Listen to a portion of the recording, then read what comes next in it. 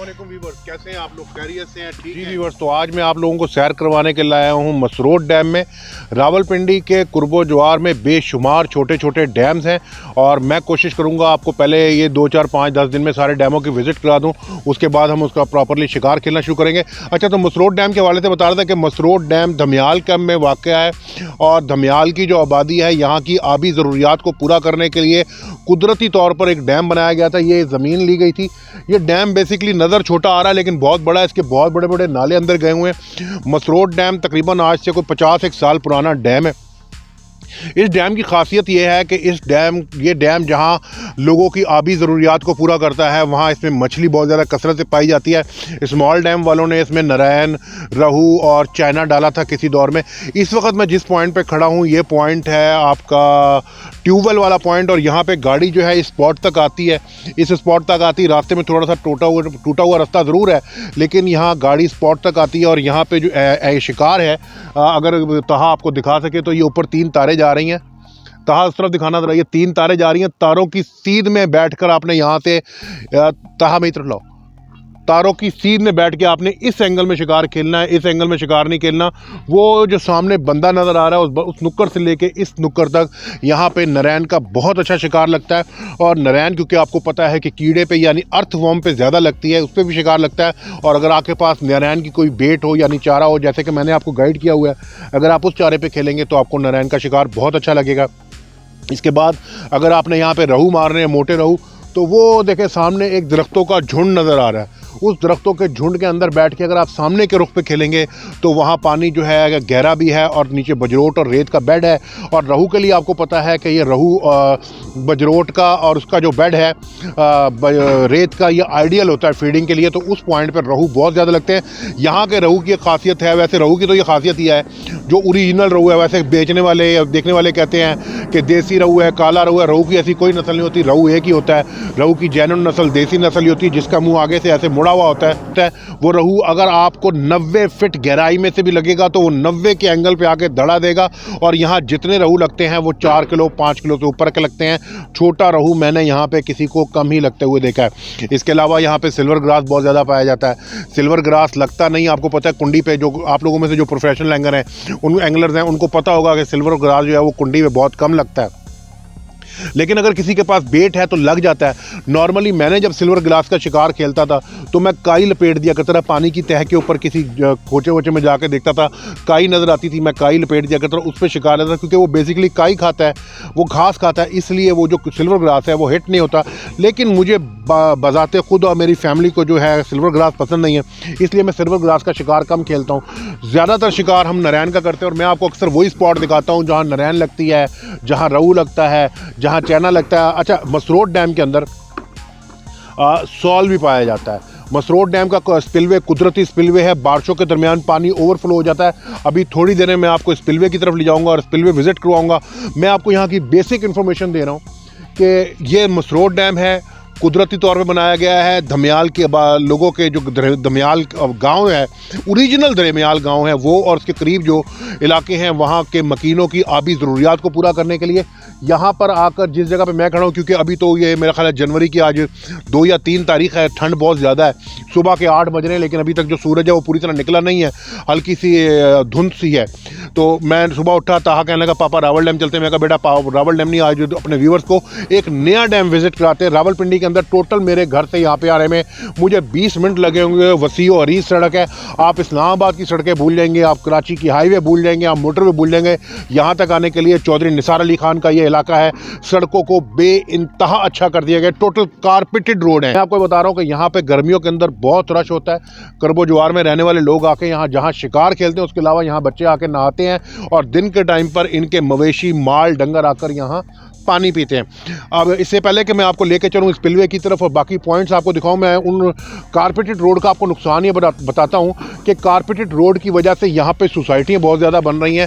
शुरू में ज़मीन यहाँ सस्ती थी, अब थोड़ी महंगी। मैं ज़मीन डिस्कस नहीं कर रहा, लेकिन ये बता रहा हूँ कि जो निजी हाउसिंग सोसाइटियाँ बन रही हैं उनकी सीवरेज को डंप करने को ज़रिया नहीं है। तो रास्ते में मैं आपको वो भी एक छोटा सा स्लॉट दिखाऊँगा, कोशिश करूँगा दिखाऊँ कि सीवरेज का पानी जो है वो इस डैम में आके मिक्स होना शुरू हो गया है। और अगर इसको जल्दी नहीं देखा गया तो आने वाले दिनों में ये जो कुदरत का शाहकार है, कुदरती डैम है, लोगों का आबी ज़रूरियात पानी पूरा करने का बेहतरीन ज़रिया है, ये तबाह बर्बाद हो जाएगा। आप लोगों को याद होगा वीवर्स के नाला लई, जो अब नाला लई बन चुका है, ये नाला लई जो था ये गंदा नाला नहीं हुआ करता था। मुझे आज भी याद है कि हम लोग जब अपने नाना परनाना के दादा के घर आते थे कॉलेज रोड के ऊपर, तो वहाँ नाला लई डेक कहलाता था। हम वहाँ पे शिकार खेलते थे, नाला लई पुल के नीचे बैठ के शिकार खेलते थे। 2-2, 3-3, 4-4, 5-5 किलो के दाने लगते थे, कलबौस के पट्टे लगते थे, रोहू के पट्टे लगते थे, साफ़ सुथरा पानी होता था। आबादी बढ़ती चली गई, नाला लई में गंद पड़ता चला गया, उसके बाद फैक्ट्रियाँ लग गई, उनका सीवरेज, उनका वेस्ट आया, और आज उसका ड्रॉबैक ये है कि आज नाला लई एक गंदे नाले में तब्दील हो चुका है। तो अगर हमें अपने आबी ज़खायर को बचाना है तो हमको सबसे पहले ये सोचना है कि हमने अपने सीवरेज को कहाँ डंप करना है। खैर, मैं अपने मौजू से हट रहा हूँ। हम आज मसरोड डैम की सैर कर रहे हैं। आप लोगों में से जब भी कोई मसरोड डैम शिकार करने के लिए आए तो यहाँ पर पर्ची सिस्टम जो है, यहाँ पर कंटिन्यूसली मैंने ठेका देखा है। आप यहाँ ठेकेदार का ऊपर कमरा है, आप उससे पता कर लें। मैंने तकरीबन 10, 15, 20, 50 रुपये की पर्ची ली हुई है। आप देख लें मौके से 100 रुपये 800 ऊपर की पर्ची नहीं होगी। लेकिन मसरोड डैम एक आइडियल डैम है, आपकी अप्रोच में है, आपको दिन को अगर चाहें तो खाना वगैरह साथ ही मिल सकता है, ऊपर होटल वगैरह भी हैं। तो आइए चलते हैं अपने स्पॉट की तरफ और मैं आपको स्पिलवे की सैर कराता हूँ। लेकिन स्पिलवे पे जाने से पहले मैं आपको फिर बताऊँ कि मसरोड डैम अगर आप शिकार खेलने के लिए आएँ तो आपके ऊपर से 3 तारें गुजरती हैं। ये बड़ा वाला खंबा है, ये 3 तारें गुजरती हैं। तारों की सीध में बैठ के आपने खेलना है। इन तारों पे अक्सर आपको शिकारियों की जो है वो डोरें भी लटकी नज़र आएंगी। यहाँ से काफ़ी दूर है, वो शायद कैमरा कवर नहीं कर सकेगा, वो इसलिए कि जब यहाँ से थ्रो की जाती है तो डोर अक्सर तार के ऊपर पड़ जाती है। लेकिन जो डोरें तारों के बिल्कुल नीचे जाके गिरती हैं, सही डेप्थ में गिरती हैं, हाइट में गिरती हैं, वहाँ जाके अच्छी नरैन लगती है।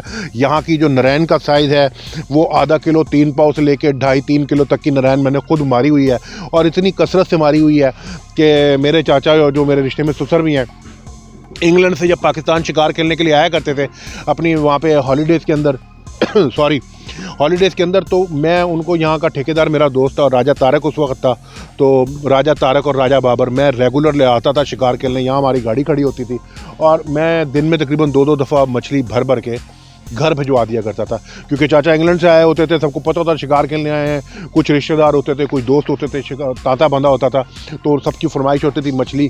तो यहाँ बहुत अच्छा शिकार लगता है। कहने का मकसद ये है, मसरोड डैम कुदरती पानी का और मछली का ज़ख़ीरा है। यहाँ का बच्चा ऑटोमेटिकली जनरेट हो रहा है, ब्रीड हो रहा है।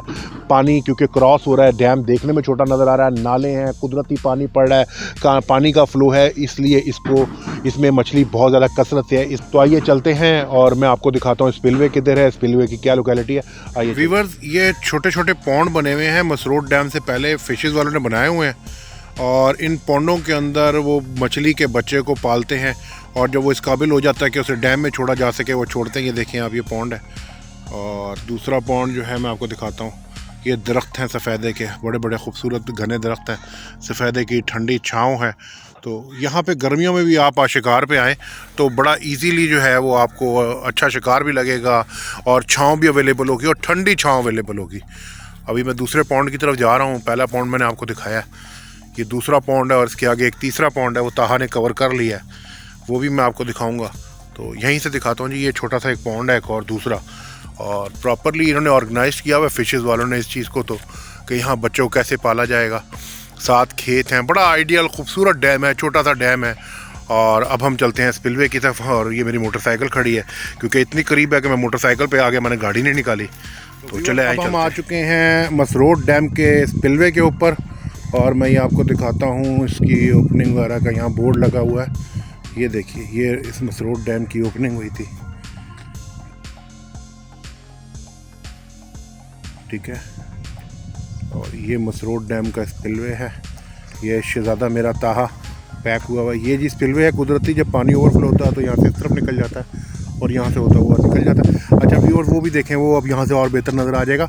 मैंने आपको रोहू वाला पॉइंट बताया था कि सफ़ेदे के दरख्त उसके नीचे बैठे खेले। देखिए दरख्त देख रहे हैं आप, घना साएदार जगह है, और वहाँ से आने का रास्ता कहाँ से, ये पीछे से आपको पैदल चल के आना पड़ता है, और यहाँ से आप के चलते हुए आते हैं, और यहाँ आके आप वहाँ तक पैदल चलना पड़ता है। हम क्योंकि पैदल चलने से गुरेज करते हैं तो हम यहीं पे बैठ जाते हैं। तो ये स्पिलवे है, स्पिलवे पे पानी बहुत गहरा होता है, हम यहाँ अमूमन शिकार नहीं खेलते, इसलिए जो अप्रोचेबल पॉइंट था, आसान पॉइंट था, मैं वहीं पे ज़्यादा शिकार खेलता हूँ, बाकी पॉइंटों पे चल के जाना पड़ता है। इसके साथ ही हमारा जो आज का टूर है, हमारी आज की जर्नी है, ये इख्तिताम पजीर होती है और हम चलते हैं अपने घर की तरफ। लेकिन इससे पहले अगर अभी तक आपने मेरा चैनल सब्सक्राइब नहीं किया तो काइंडली इसको सब्सक्राइब कर लें। और नीचे यार आप लोगों के लिए इतनी अच्छी अच्छी वीडियो बनाता हूँ, लाइक के बटन को तो कर दिया करें यार, एक लाइक ही है ना छोटा सा। अपने दोस्त नवीद कुरैशी को इजाज़त दीजिए, फिर मुलाकात होगी। अल्लाह हाफिज़।